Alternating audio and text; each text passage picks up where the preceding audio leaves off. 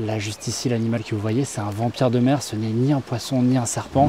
Pour se nourrir, il se fixe sur ses proies avec ses rangées de dents circulaires pour leur sucer leur sang et leur fluide corporel. Mais même s'il a l'air redoutable, c'est un animal qui est aujourd'hui mal en point en France et qui pourrait disparaître de nos rivières. La lamproie, c'est pas très beau. Donc pour les médias, ça vend moins bien qu'un panda et c'est compliqué d'en parler. C'est des animaux qui disparaissent en silence. Souvent, les animaux aquatiques disparaissent en silence. Et quand l'animal est considéré comme moche, bah, c'est encore pire. Donc on est en Bretagne, à Quimperlé, et on va essayer d'observer des lamproies marines. C'est des poissons migrateurs, un poisson parasite. Et tu peux les trouver en ville comme ça, hein? Alors ici, oui, c'est la particularité de cet endroit, c'est qu'elles viennent se reproduire dans le centre-ville.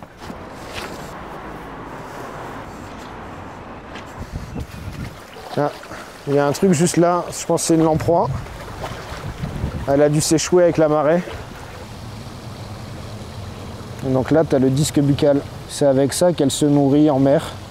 Elle se fixe à une grosse bête, une baleine, un requin. Et avec ses dents, elle va manger la chair de sa proie. Et ensuite, elle va sucer le sang et les fluides corporels. C'est comme ça qu'elle se nourrit. C'est pour ça qu'on l'appelle le vampire de mer. En gros, ouais, c'est ça. C'est Dracula. Elle va vampiriser ses proies. Si c'est une grosse proie comme un requin pèlerin ou un rorqual commun, bah, c'est pas très impactant pour elle. Si c'est un petit poisson, ça peut le tuer. I'm a savage. Elle est parasite sur son stade adulte. Elle se nourrit au détriment d'autres espèces. Mais on sait maintenant que lorsqu'elles sont en rivière, elles ne se nourrissent pas. Donc pour l'être humain, elles ne représentent aucun danger. Elle a pu mourir de mort naturelle ou être prédatée. C'est peut-être une loutre qui traîne dans le coin et qui prédate des lamproies. C'est la 3e qu'on voit comme ça en 2 jours.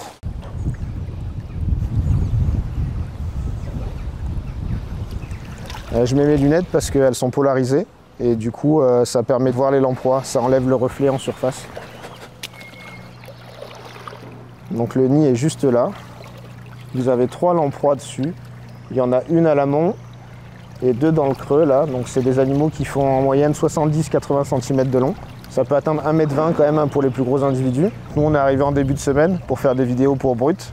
On a des vidéos donc faites avec un caisson étanche, mais là on va montrer avec la GoPro ce que ça donne.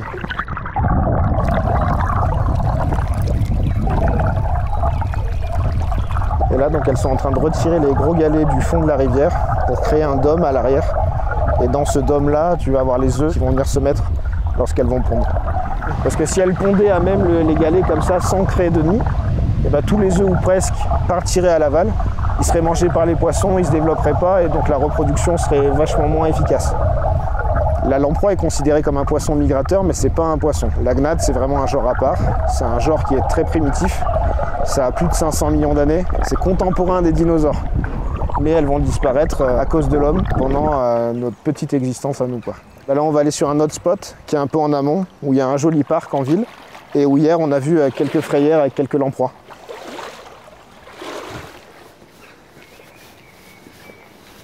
Je m'attendais pas à faire ça en plein milieu d'un village, quoi. Bah, quand on t'a dit de venir et tout ça, on connaissait ce spot-là. Mais il y a 3 ans, lorsque moi j'ai fait les photos, c'était en dehors de la ville. Comme la repro, elle est étalée sur 1 mois et demi, 2 mois, en fonction de la période, bah, tu as des zones qui sont plus ou moins chargées en lamproie. Soit c'est une mauvaise année où elle ne remonte pas encore plus haut, soit c'est le début de la repro et elle commence à se reproduire ici.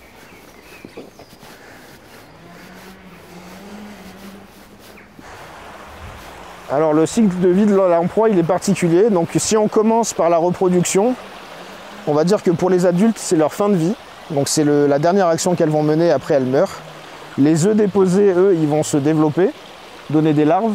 Et ces larves, elles vont aller s'enfouir dans le sable. Et elles vont y rester 5-6 ans en moyenne, avant de devenir des lamproies subadultes. Et ensuite migrer jusqu'à la mer. Une fois qu'elles sont en mer, elles vont y rester 2 ans à peu près.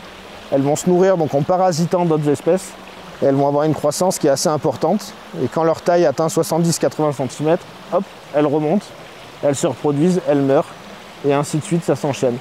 Alors là, on va essayer de voir s'il y a des lamproies qui sont en train de se reproduire au niveau du radier. Donc le radier, on va dire, c'est la zone où le courant s'accélère. C'est une zone où il y a moins d'eau et c'est une zone où juste en amont, c'est propice pour les lamproies pour qu'elles se reproduisent parce que le courant est parfait pour elles. Donc fais gaffe à pas tomber.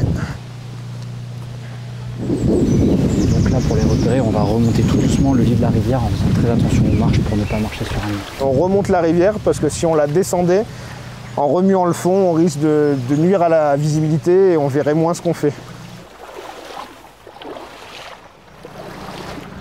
Donc tu as 2 lamproies juste là. La femelle, elle peut pondre entre 100 000 et 200 000 œufs. Donc c'est énormément. Elle ne va pas les pondre en une fois, hein. Il y a plusieurs centaines d'actes d'accouplement. Et une fois qu'elle a terminé, elle meurt. Hein.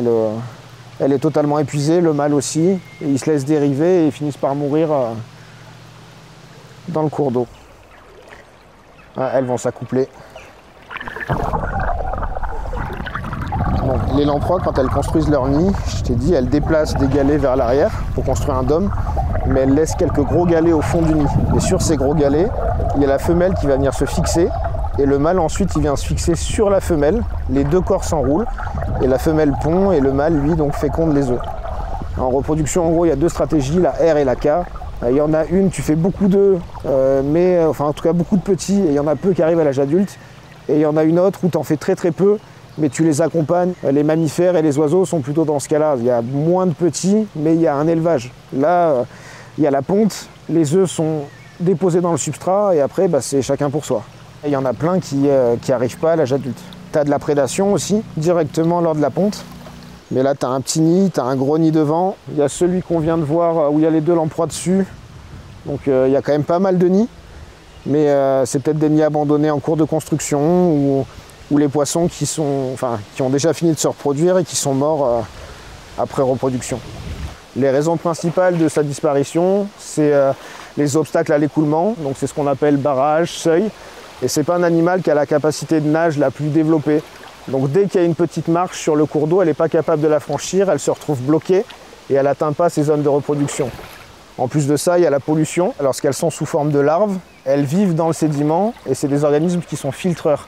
Donc elles vont filtrer l'eau pour se nourrir des nutriments qu'il y a à l'intérieur. Et donc à ce moment-là, elles sont très sensibles aux différentes pollutions qui pourraient se produire. Et il y a le changement climatique ou la pêche en mer qui font que les stocks et les populations s'effondrent. Et la pêche, elle est toujours autorisée?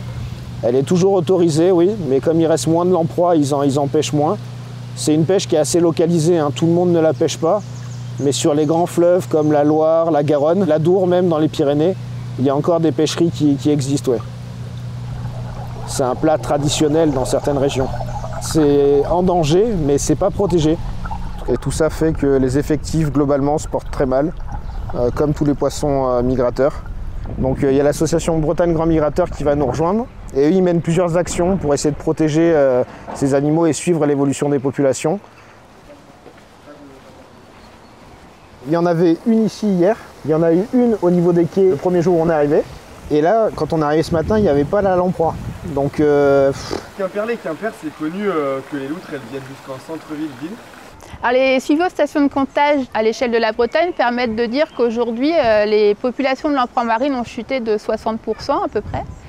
À l'échelle nationale, cette chute est encore plus marquée puisque des travaux récents ont montré que la population de lamproies marines avait diminué de 80% au niveau de ces mêmes dispositifs de comptage. Elle a été classée tout récemment en danger d'extinction à l'échelle régionale. Là, on est sur l'Issol et on est sur un ouvrage qui sert pour lutter contre les inondations. Mais cet ouvrage, actuellement, c'est un obstacle à l'écoulement pour les lamproies. Alors la chance qu'on a ici, c'est qu'on est sujet aux marées. Et lorsque c'est marée haute, ce seuil il devient transparent. Donc les lamproies peuvent passer. Ce qui explique qu'on voit des nids en amont. Mais à l'heure actuelle, elles peuvent pas passer. Quand c'est marée basse, elles sont bloquées à l'aval. Elles n'ont aucune capacité de saut comme le saumon. Et elles devraient soit se reproduire à l'aval du coup sur des zones moins propices, soit elles s'épuiseraient à essayer de franchir cet obstacle et elles finiraient par mourir d'épuisement.